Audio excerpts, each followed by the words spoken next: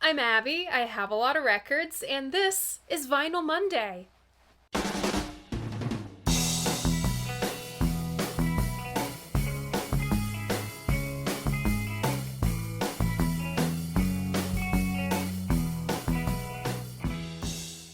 So welcome back, or welcome if this is your first time here. Vinyl Monday is the who, what, when, where, why, and how do I feel about classic albums in my collection. If TV show length episodes aren't your thing, don't worry. I also do Vinyl Monday in 60 seconds here on my channel, over on my Instagram, as well as TikTok. How are we doing?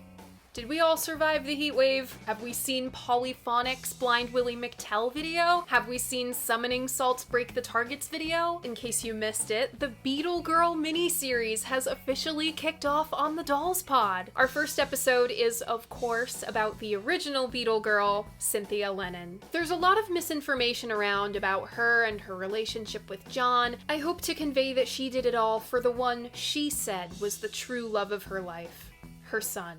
We talk about Cynthia's art as well, and her living her own life after her very famous ex-husband. Cynthia was a lot more than just the missus. The Dolls Pod is available wherever you stream your podcasts, but as always, Apple and Spotify are linked in the description. I also reviewed this here Grateful Dead box set for trackingangle.com. I write for them as well. This is a divisive batch of picks for sure, and it's proven to be a divisive review as well. That's linked in the description. Kind of crazy that I get to write as part of my job. That was like the end goal of all of this. Now, on to this week's album. I have to be wearing my favorite jacket in my collection for one of my favorite guys. One of my favorite guys is in this band, and I've been itching to cover this record ever since I worked out that it was an option to do so. This week's album is Buffalo Springfield again. Congrats if you guessed this one. Remember, if you want to play along, all you gotta do is check out my posts tab. That's where I post hints to what the next album is gonna be, I make announcements, I host polls. You can find all of that on my channel. And if you so choose, you can always read the written versions of my reviews on my website. Linked in the description. Everything is there. All right, let's take the plastic off. Gotta keep my fringes out of the way when I do that. So my copy is an original. I had no idea who the Buffalo Springfield were when I acquired this album in a whole collection I picked up. I went in completely blind. It's 80 lore at this point. So having no idea who the Springfield were or any of the intra-band connections, I only kept this for the art. The Buffalo Springfield Again cover features a collage by Eve Babbitts. Wait. Sex and Rage? Eve Babbitts? The Eve Babbitts! Yes! She worked in Atlantic Records' art department, and longtime viewers of the show will know that before she was a writer, she was a groupie. That's how she became involved with Jim Morrison, as her amazing essay Jim Morrison is Dead and Living in Hollywood describes, and became involved with Stephen Stills. Eve also did the art for Retrospective and The Birds Untitled Unissued. I think that's what it's called. This photo of the guys comes from their very first photo shoot with Ivan Nagy. On the back cover, and sideways, we have an extensive list of dedications, including but not limited to Jack Nietzsche, Jim Messina, Otis Redding, Buddy Miles, Judy Collins, Chuck Berry, Chet Atkins, Nurit Wild, Felix Pappalardi, Donovan, The Byrds, John Coltrane, this fucking guy, and more.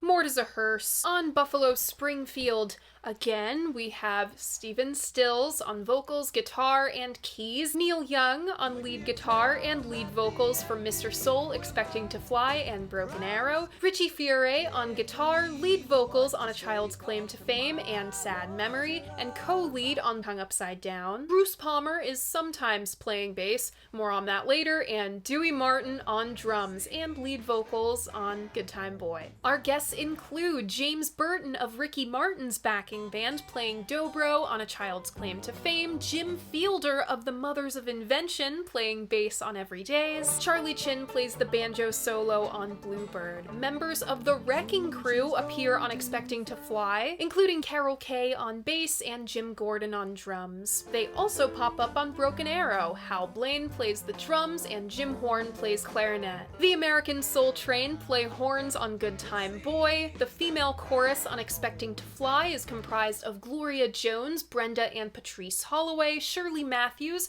Gracia Nicci, and Mary Clayton.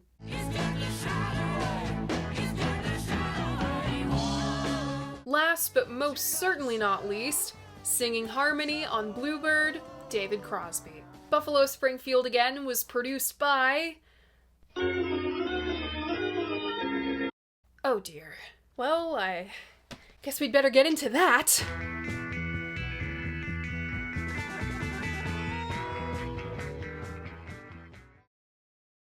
Buffalo Springfield, self-titled, and its hit, For What It's Worth, earned the Springfield a loyal fan base on the Sunset Strip. Because of For What It's Worth, which wasn't originally on the album, it was slapped on there after the fact, I forget what song they deleted, they were at risk of getting pigeonholed as a protest song group. Steven said, quote, "Nothing would have been more silly than finding a list of things to get upset about so that I could write some more songs about how upset I was. We were hassling among ourselves as to what to do next, because what to do next had suddenly become very important.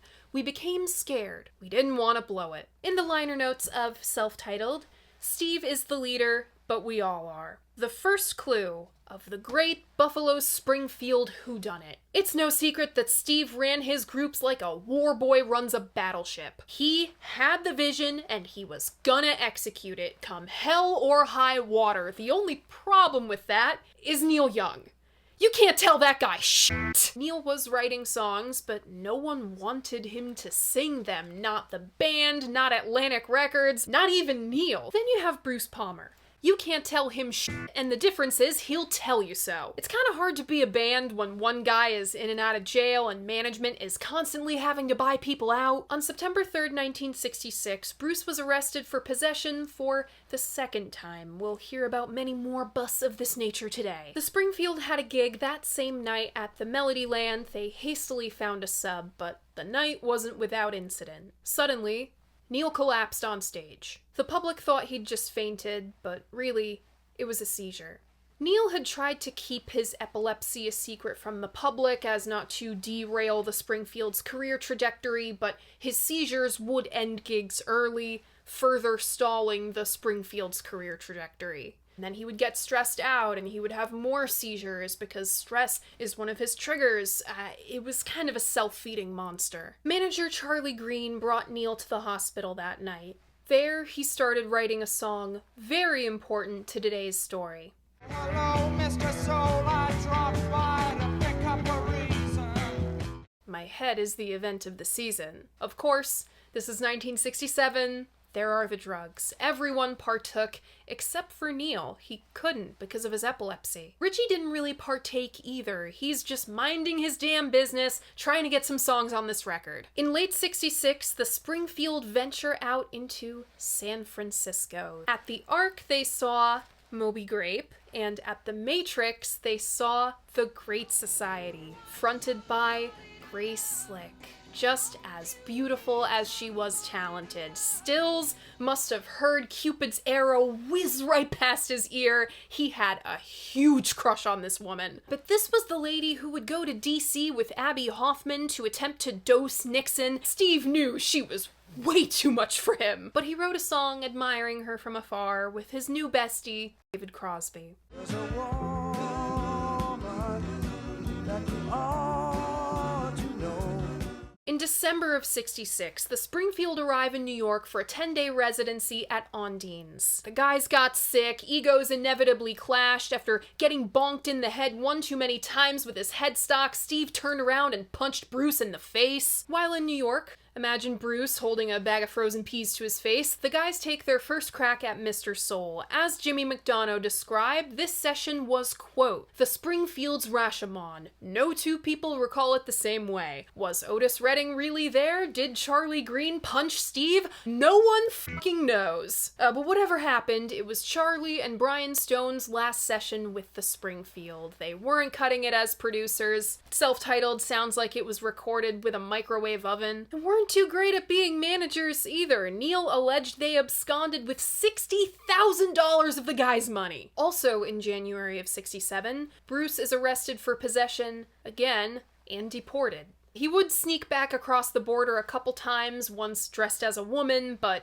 he's out for now. This sets the tone for Buffalo Springfield Again production. 9 months of chaos, legal battles, internal strife, and pissing matches. The Springfield head out on a package tour with the Seeds, Rudy D and the Skyliners, and the promoter's 12-year-old daughter. Needless to say, that stunk. The Springfield were pissed. They had to postpone the Smothers Brothers for this? Don't worry, they did eventually get on Smothers Brothers. It's one of the few times you'll ever see Neil smile. The guys record Every Days and Pretty Girl Y, Who's the Next Fool, which was shelved for Poco and retitled I Guess You Made It, and Down to the Wire. Meanwhile, Atco's promoting this new Buffalo Springfield album, Stampede, which everyone seems to know about but the Buffalo Springfield. They ran full-page ads. They printed up 100,000 of the jackets. No, this is not the same thing as the Stampede bootleg from the 70s, which uses the same photo. And yes, that is one of Bruce's fill-ins, pretending to be Bruce by just holding a hat over his head. Incredible. No notes. In late May/early June, Neil pieces out for the first time. For a long time, Neil maintained that he left because the Springfield landed the Johnny Carson show. It was just too plastic for him. But it probably had something to do with what happened with Mr. Soul. You see, this thing was recorded with the intent of being the follow-up of For What It's Worth, and it was promoted as such. But at the last possible second, it was nixed in favor of Bluebird, which flopped. By leaving when he did, Neil the Springfield. They had to cancel Johnny Carson, and they were still supposed to play Monterey Pop. Conveniently for the Springfield, David Crosby is free to fill in. This did not go well. Bruce, who was back just in time for all this mess, said, quote, Crosby stunk to high heaven. He didn't know what he was doing. He didn't rehearse. He came on for 40 minutes and embarrassed us. On top of that, Richie had the flu, which developed into tonsillitis, and the Springfield had to cancel Newport Folk so he could have his tonsils removed. Meanwhile, Neil recorded on his own with his new bestie Jack Nietzsche. Expecting to Fly was assembled from a few song fragments and dedicated to his what I can only describe as platonic groupies, Donna Port and Vicky Cavalieri. Apparently, Vicky tried to write a movie about the girl's time with the Springfield. She instead published a memoir in 2 parts in Broken Arrow. Neil comes back in July-ish. Recording proceeds, but he's got one foot out the door. Somehow, through all this madness, Richie managed to get 3, count 'em, 3 songs recorded. A Child's Claim, Good Time Boy, which he gave to Otis Redding fanatic Dewey, and Sad Memory. About recording the latter, Richie remembers, quote, I was waiting for Steven and Neil and the rest of the guys to come into the studio, and I was just sitting out there playing the song with my acoustic guitar. Neil comes in and flips down the talkback button and says, we gotta record that song. What a pleasant surprise! By the grace of God, Springfield managed to get an album together by September of '67. The track listing of Buffalo Springfield, again, goes as follows.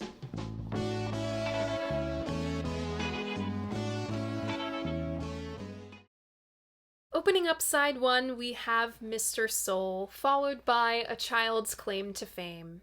Then Every Days, next Expecting to Fly, and side 1 closes with Bluebird. Opening up side 2, we have Hung Upside Down, followed by Sad Memory. Then Good Time Boy, next Rock and Roll Woman, and the album closes with Broken Arrow. Buffalo Springfield Again was released in October of 1967. The promo singles were Rock and Roll Woman, backed with A Child's Claim, and Expecting to Fly, backed with Every Days. Promo efforts included handing out the Stampede jackets and giving away Buffalo Springfield lighters, but every single flopped. Buffalo Springfield Again sold 200,000 copies, but without a hit single, sales dropped off after the initial rush. It only peaked at number 44 on the Billboard Albums chart. The album must have meant something to Neil, though. He named his ranch after Broken Arrow and released the song Buffalo Springfield Again on Silver and Gold 25 years ago. Ritchie said, quote, "We couldn't get out of town, physically or over the airwaves. Had maybe a hit single appeared, it may have been a different story. It was probably at that point when I might have started doubting the whole thing. After the album had run its course, we were pretty much at the end of the line." So why were the Springfield given so many chances? Because they, Stills in particular, had an ally at Atlantic, Ahmet Ertegun himself. Other famous fans included Mick Jagger and Keith Richards. Expecting to Fly inspired Alan Clark and Graham Nash of the Hollies to write Wings.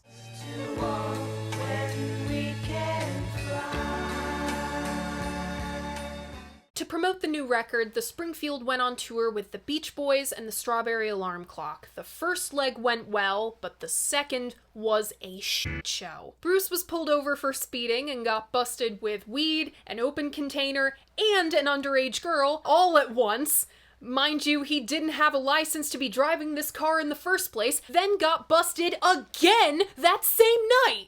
The unknown factor indeed. He's deported again. Jim Messina is his final replacement. Dewey played a show high on the Sid, and in the middle of a song, ripped his shirt off and leapt into the crowd. The cops didn't take too kindly to that stunt. The whole place went up. The whole band flees the stage, except for Neil. Poor guy was having a seizure and his buddies just left him there. He was so ready to leave, but Ahmet was literally begging him to stay. Finally, in March of '68, the Springfield is busted for the last time with this guy.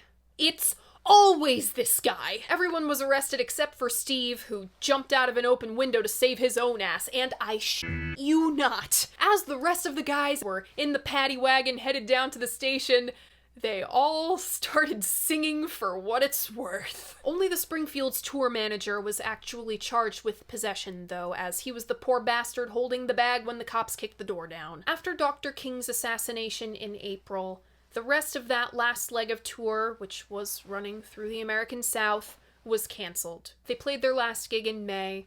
After cobbling together last time around, the Springfield were officially over.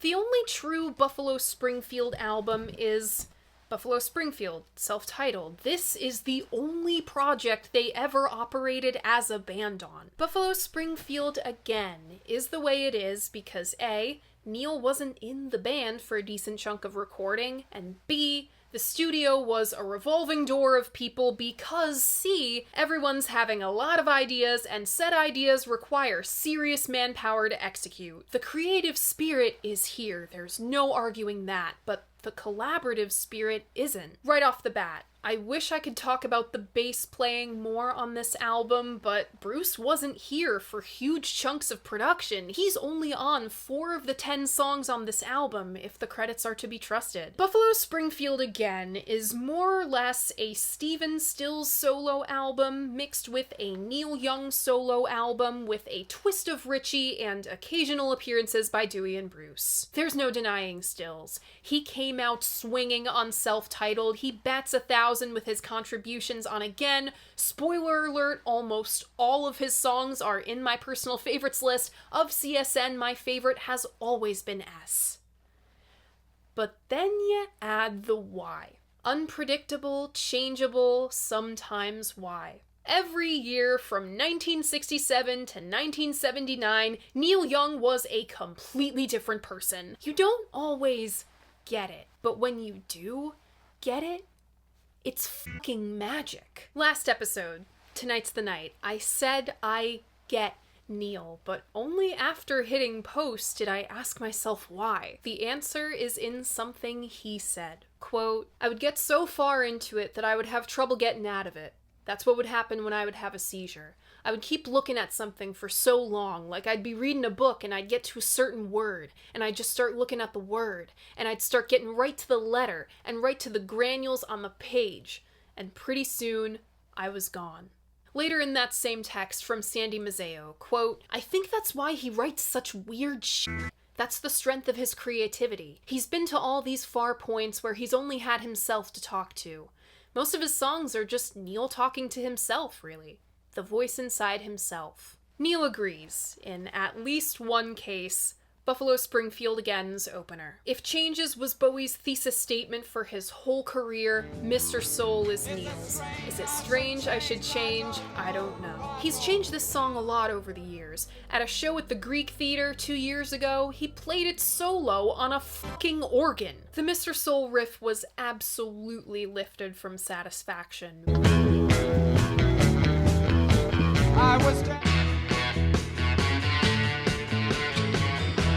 You have to try to make Laurel Canyon's go-to electric guitars, the Rickenbacker and the Gretsch, sound like this. Not to mention the bass, it's so fuzzed out you only really have the idea it's there. We know Neil is a Stones fan. See Borrowed Tune. Borrowed tune I took from the Rolling Stone.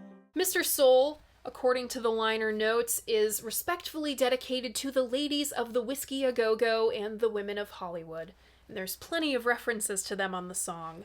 A stranger is putting the tease on. Other interpretations see this song as contemptuous to the groupies. I hear the contempt direct to hangers-on. Quote, I never knew what these people really wanted. All the clubs, places to go, things to do. I remember being haunted by this whole obsession of, how do I fit in here?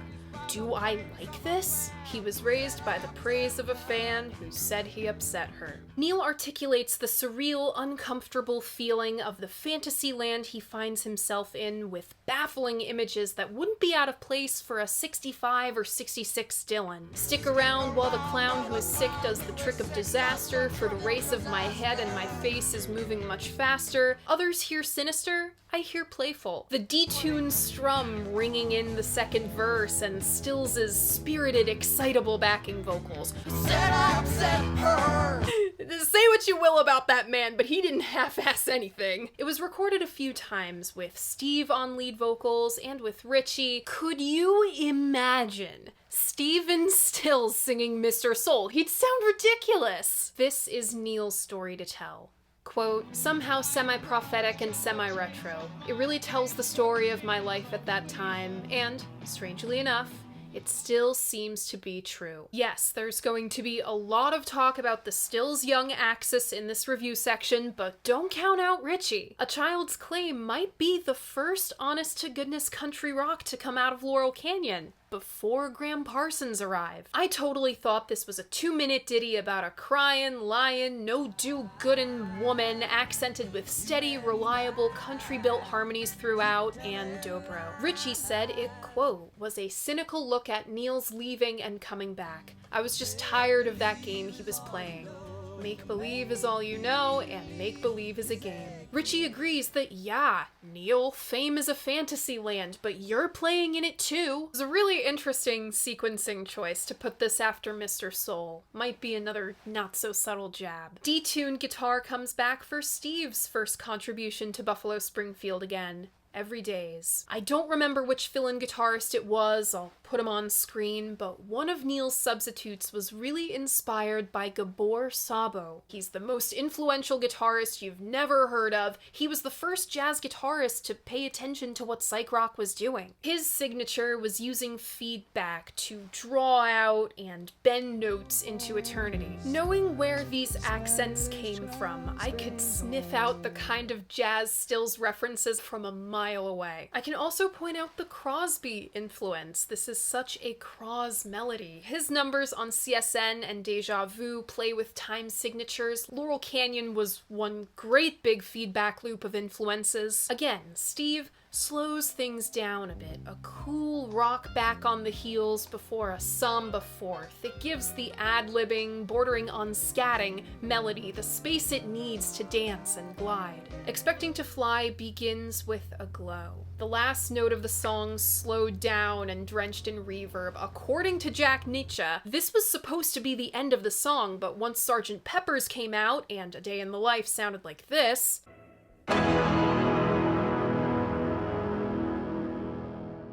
they swap the beginning and end. It's as if we lift the curtain on the magical clearing in the album cover. We're bathed in warm light, butterflies, strings, and I think a clarinet flit in and out. The sparse drums act like wind through the trees. You don't hear them unless you're looking right at them. The only thing in this arrangement that we can feel our feet on is the acoustic guitar. Everything else feels lightheaded and woozy. There you stood on the edge of your feather, expecting to fly.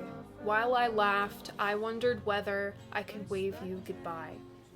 Jimi Hendrix wrote about this in Little Wing, right? The free-spirited girls that hang around rock and roll are there just as soon as they're gone. You see a pair of eyes in the crowd, you meet them outside the bus, then you go to the next city and they're gone forever. By the time you come back, they're all grown up. I should know. I'm one of those girls. Neil captured this perfectly in both the feather-light lyric and his harmony suspended from the high wire. He takes that ethereal feeling and pins its wings for a moment. The song stumbles into a waltz. By the summer it was healing, we had said goodbye.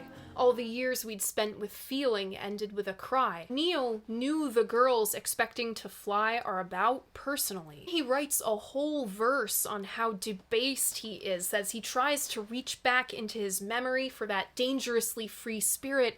All he feels is how tethered he is, how grounded he is in this fantasy world, and it feels heavy. He stumbles and falls to the ground, fumbles around as he tries to reach for this love. If I never lived without you, now you know I'd die. If I never said I loved you, now you know I'd try. Though he wants to, Neil can't stay. He can't reciprocate the love these girls throw at him. This isn't his world. Neil's use of the word babe guts me, because it's all girls like us want to hear, but Neil's babe comes with baggage. It's wistful and sad.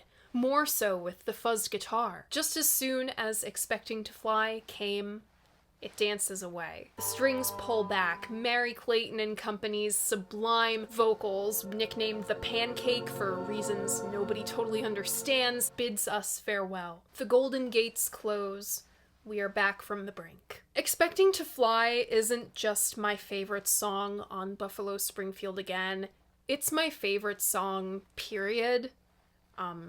This is the story of my life, and I'm so deeply moved by how Neil treats the girls in this song, the girls like us, with sensitivity and empathy. I'm so not used to it. When I die, title my anthology Expecting to Fly. Next on the album is another song for a dream girl, Steve's Bluebird. The bluebird of happiness seems to have flown away from her. She does a lot of crying in this song. Just watching her from afar is enough for our narrator. I'll say it, we're all thinking it. The long version of Bluebird is better. The raga section was probably lifted from Crosby and Stills hanging around the airplane, see the OG version of White Rabbit, and it made this song into something really special. It's a great showcase of Stills and Young's dialogue as guitar players. We don't really hear that anywhere else on Buffalo Springfield Again, so it's a bummer to have the album deprived of that. The album version does still have some meat on the bone. Say it with me, folks. It's not prog, but it's progressive. Bluebird does a lot in 4.5 minutes. It infuses a song about such a sad girl with so many facets of playfulness. The buoyant riff in the first section that refuses to wait its turn. There's no space on the groove. It just happens. Listen to how Steve will turn up the end of a phrase like the corners of his mouth, like he's smiling. The intricate delicately picked acoustic guitar balls itself up into a nest in the second movement, and Steve's beautiful falsetto jeers at itself. Do you think she loves you? Do you think at all? The jam pitters out. There's a cut, I think, between that and Charlie Chin's banjo solo, then the song trails out as it bids the bluebird goodbye. Kicking off side 2 is Steve's most underrated contribution to Buffalo Springfield again, Hung Upside Down. Why this wasn't the single, I will never understand. This is exactly what radio wanted at the time. Riffy rockers with a twist and prominent organ. Richie takes the verses while Steve takes the attack on the chorus, and of course the very stills, grunts, and ad-libs. You gotta love them. Their voices played quite well together. I'm sorry to say, I mistook Richie on this song for Steve for a long time. He could craft a mean melody on both guitar and with the voice. I get the chorus stuck in my head all the time. The forward ascending further tap it into your head. Richie's last he sings on this LP is Sad Memory, another song about grappling with fantasy land and reality, this time of love and not fame. It's not much more than a demo, just Richie and his guitar, indicative of the guys hooking up a mic and just letting him go. It's a wonderful naturalistic moment on Buffalo Springfield again. You can just you can exhale. I don't have much to say about Good Time Boy. It was Dewey's signature live number, but I don't know if the Otis Redding thing works here, even on such an eclectic body of work as Again. The Springfield had moved away from trying to capture their live sound on record at this point, so I think this is just kind of a leftover from those efforts. I'd be remiss not to mention that I am covering Buffalo Springfield again after another member of the Beatleverse / classic rock YouTuber unofficial official collective I've found myself in. Yes, we're all friends and we all talk about you. If you were to make a Venn diagram of all our viewership, it'd be a big circle about Rock and Roll Woman. My contemporary and friend Nancy said this. I actually really like this musical characterization because that's sort of how I feel about Grace Slick. She is dark and mysterious, but also sly and mischievous. Certainly in her vocal performance. Peter Doggett said pretty much the same thing. Rock and Roll Woman is, quote, tinged with sadness and, like Slick herself, impossible to pin down. Mischief is all over the song. Grace loved to cause some trouble. The light-hearted, mocking, sticky melody moves its way up from the guitar to Stills's Am I wrong in thinking he recycled bits and pieces of the harmonies from She Don't Have to Try for You Don't Have to Cry?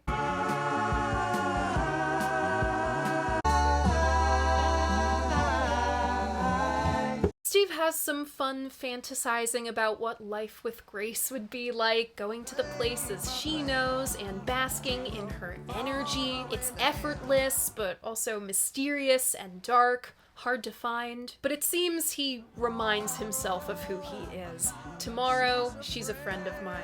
Better luck chasing that bluebird. Neil said the broken arrow is the Indian sign of peace, usually after losing a war.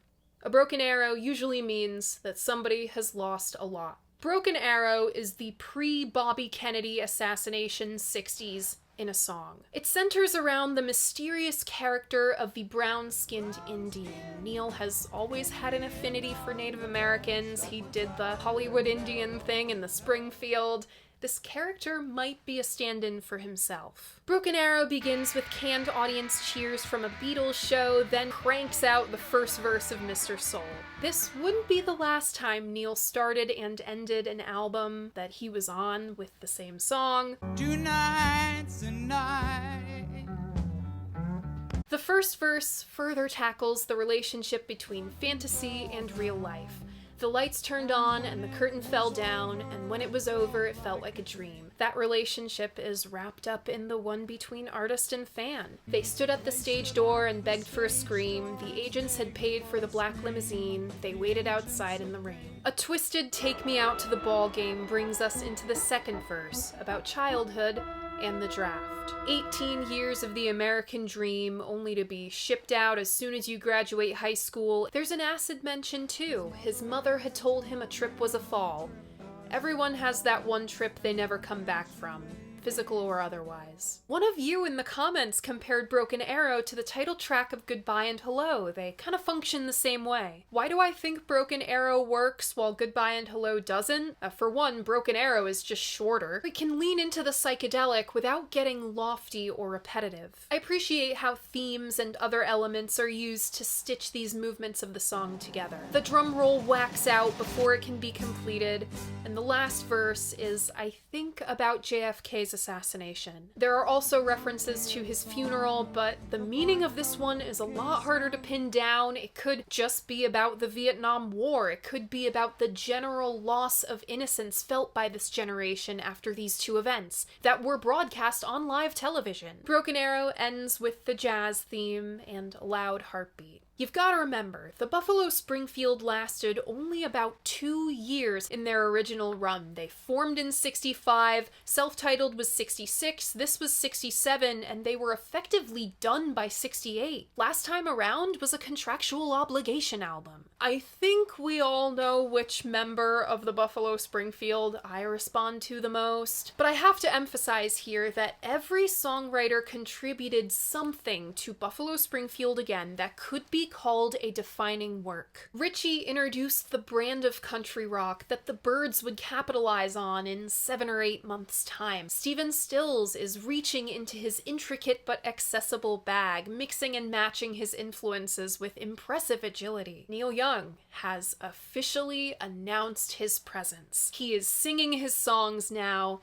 He's come into his own. Buffalo Springfield Again at times feels stunted, though we know it isn't. Again, the creative spirit is there, but the collaborative spirit is gone. It's not unlike a Sgt. Pepper's or even a White Album. There's all sorts of ideas happening. Garage rock, country rock, psychedelia, bare acoustic numbers, jazz, Stax Records soul, and collages of sound. In that sense, it is a lot like the White Album. The irony of the title isn't lost on me. This is anything but a sequel album and positively unfollow-upable. This makes the untenable feel comfy and familiar, even dreamy. What a spicy combo of undeniable talent and supreme dysfunction this album is. My personal favorites off this one are Mr. Soul, Every Day's Expecting to Fly, Bluebird, Rock and Roll Woman, and Broken Arrow. Remember, if you want to keep up with all of my faves from all of the Vinyl Mondays, I have a Spotify playlist linked in my description.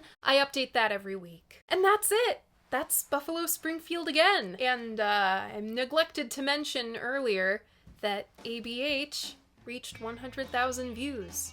When I saw that, all the feelings of making that thing just came rushing back. The only way I was able to do what I did with that video, and when I did it, the only reason I was able to make that happen was my love for those boys. I had no idea that so many people out there wanted a video like ABH. Thank you. But what do you think about this album? What do you think about Buffalo Springfield? Leave a comment letting me know. I love hearing what you guys have to say about albums that I love, and remember, despite what some guy on the internet says, your opinion matters. If you like what I do here, you should like this video and subscribe to my channel. I post new episodes of Vinyl Monday mornings at 11, and a new episode of my podcast every other Friday at noon. Thank you so much for watching, and I'll see you guys next week. Bye!